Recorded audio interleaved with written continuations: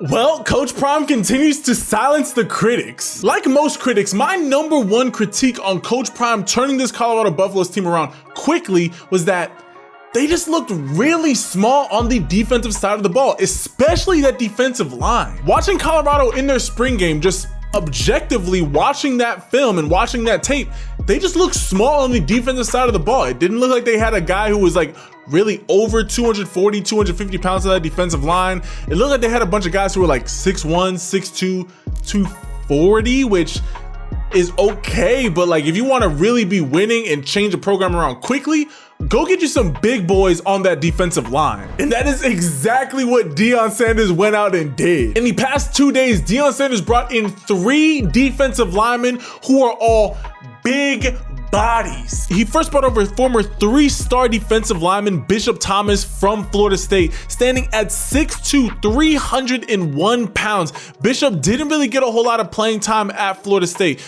but in his junior year of high school, he played in 9 games where he had 37 total tackles and 7 tackles for a loss. Bishop is gonna be that classic run stopper, that big body that just clogs up all of the running lanes. You know, 6'2", 301, that's hard to move. Like, that is not an easy person to move. So I think immediately adding him to that defensive line, giving you depth at that position, is gonna help just consistently make it a living nightmare for offensive linemen. But Coach Prime also brought over another former 3-star defensive lineman in Jibron Hawkins from Ole Miss. Jabron is 6'3", 245 pounds. And again, another player that wasn't getting a whole lot of playing time at Ole Miss, but in his senior year, he played in 11 games where he had 32 tackles with 6 tackles for a loss, and he had 12 sacks as a senior. Jabron is highly disruptive, and you guys can see from his stats in high school, he knows how to get into that backfield. Again, sometimes you just don't get off on the right foot at a program. Sometimes you get lost in just some recruiting classes and in the depth chart.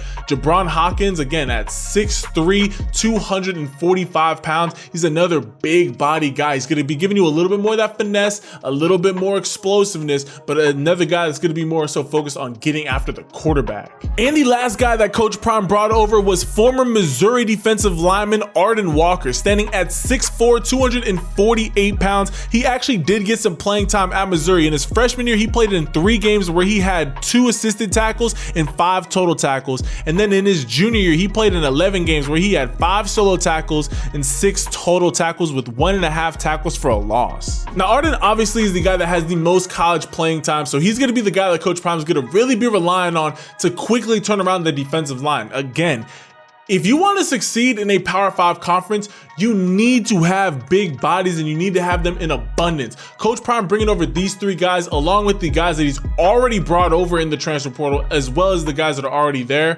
Overall, he did a phenomenal job.